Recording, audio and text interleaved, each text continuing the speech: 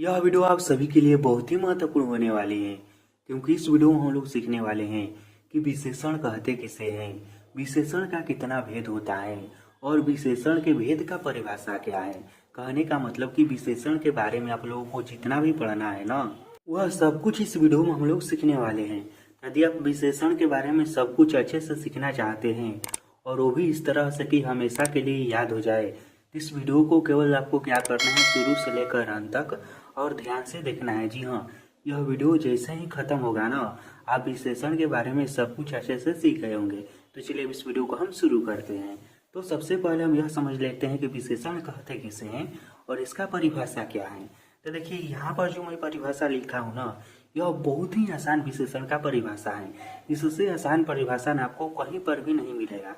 विशेषण का परिभाषा क्या है, तो देखिए संज्ञा और सर्वनाम की विशेषता बताने वाले शब्द को विशेषण कहते हैं। विशेषण किसे कहते हैं, तो संज्ञा और सर्वनाम की विशेषता बताने वाले शब्द को विशेषण कहते हैं। जैसे कि हो गया काली, गाय, जैसे कि काली हो गया, हम किसी को काली कहते हैं तो इसका मतलब क्या होगा, वह जो वस्तु है वह काली है, ब्लैक कलर का है, ठीक है। या हम किसी को गाय कहते हैं तो इसका मतलब क्या होता है कि हम किसी जानवर को कह रहे हैं जो गाय है। या किसी को हम अच्छा कहते हैं या बुरा कहते हैं, या लड़का कहते हैं या लड़की कहते हैं, कुछ भी कहते हैं, तो यह क्या हुआ, उसका विशेषता हुआ। जैसे कि मान लीजिए मैं लड़का हूँ तो मेरा विशेषता यहाँ पर क्या हो गया, यह लड़का हो गया। मैं अच्छा हूँ या आप अच्छे हैं, इसका विशेषता आपका क्या हो गया, तो अच्छा हो गया। तो इस तरह का जो भी शब्द है जो संज्ञा और सर्वनाम की विशेषता बताता है उसे ही विशेषण कहते हैं। अब हम समझते हैं कि विशेषण के कितने भेद होता है। तो देखिए विशेषण के मुख्य रूप से 6 भेद होता है। विशेषण के कितना भेद होता है, तो विशेषण के 6 भेद होता है। पहला होता है गुणवाचक विशेषण, दूसरा होता है परिणामवाचक विशेषण। और यहाँ पर देखिए, यहाँ पर नंबर से कोई लेना देना नहीं है, यह आगे पीछे भी हो सकता है। आपको केवल यह जो 6 भेद है ना, यह आपको याद में रखना है।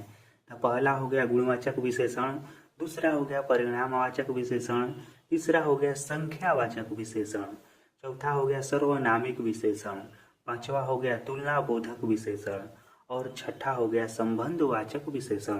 तो इस तरह से विशेषण के कुल 6 भेद होता है। अब हम एक एक करके इन सभी भेदों का परिभाषा समझते हैं। तो सबसे पहले हम यह समझते हैं कि गुणवाचक विशेषण किसे कहते हैं। तो देखिए संज्ञा और सर्वनाम के गुण को बताने वाले विशेषण को गुणवाचक विशेषण कहते हैं। यहाँ पर देखिए इसके नाम में ही इसका परिभाषा छुपा हुआ है। विशेषण क्या करता है, तो विशेषण जो है यह संज्ञा और सर्वनाम की विशेषता बताता है, ठीक, यह हम जानते हैं। और यहाँ पर है गुण, यानी कि गुणवाचक विशेषण वह है जो संज्ञा और सर्वनाम के गुण की विशेषता बताता है, उसे ही गुणवाचक विशेषण कहते हैं। जैसे में हो गया छोटा, मोटा, काला, यह सब क्या है, तो यह सब गुणवाचक विशेषण है। जैसे में छोटा है तो यह छोटा किसी के गुण के ही न बता रहा है कि वह छोटा है या वह मोटा है या वह काला है, यह क्या सब कह रहा है, तो यह संज्ञा और सर्वनाम की विशेषता बता रहा है। और किसकी विशेषता बता रहा है, तो उसकी गुण की विशेषता बता रहा है, इसलिए यह सब क्या हुआ, तो यह सब गुणवाचक विशेषण हुआ।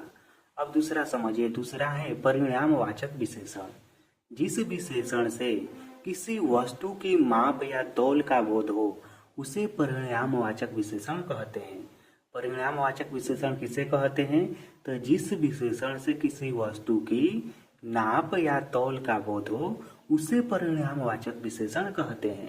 जैसे कि थोड़ा पानी, सब धन, घी 500 ग्राम, यह सब क्या है, तो यह सब जो है ना संज्ञा के एक परिणाम या मात्रा को बताता है, इसलिए इसे परिणामवाचक विशेषण कहते हैं। विशेषण के तीसरा भेद है संख्यावाचक विशेषण। तो देखिए जिस विशेषण से संज्ञा और सर्वनाम की संख्या का बोध हो उसे संख्यावाचक विशेषण कहते हैं। जैसे में 4 घोड़े, 30 दिन, कुछ लोग, यह सब क्या है, तो यह सब संज्ञा और सर्वनाम की संख्या को बता रहा है। तो इस तरह का जो विशेषण होता है जो संज्ञा और सर्वनाम की संख्या को बताता है उसे ही संख्यावाचक विशेषण कहते हैं। उसके बाद इसका चौथा भेद है सार्वनामिक विशेषण। अब सार्वनामिक विशेषण क्या है, तो देखिए जिस सर्वनाम का प्रयोग विशेषण की तरह होता है उसे सार्वनामिक विशेषण कहते हैं। सार्वनामिक विशेषण किसे कहते हैं, तो जिस सर्वनाम का प्रयोग विशेषण की तरह होता है उसे सार्वनामिक विशेषण कहते हैं। जैसे में हो गया वह आदमी, यह लड़की, यह सब क्या है, तो यह सब सार्वनामिक विशेषण हैं। उसके बाद इसका पांचवा भेद है तुलना बोधक विशेषण। अब तुलना बोधक विशेषण क्या है, तो देखिए, दो या दो से अधिक वस्तुओं और भावों की तुलना वाले विशेषण को तुलना बोधक विशेषण कहते हैं। दो या दो से अधिक वस्तुओं या भावों की तुलना करने वाले विशेषण को तुलना बोधक विशेषण कहते हैं। जैसे में हो गया अधिक, अधिकतर, यह सब। विशेषण के अंतिम भेद है संबंधवाचक विशेषण। तो देखिए, इसका परिभाषा यह है कि जो विशेषण किसी वस्तु की विशेषताएं दूसरी वस्तु के संबंध में बताता है उसे संबंधवाचक विशेषण कहते हैं। जैसे में देखिए, दयामय से दया, बाहरी से बाहर, यह सब।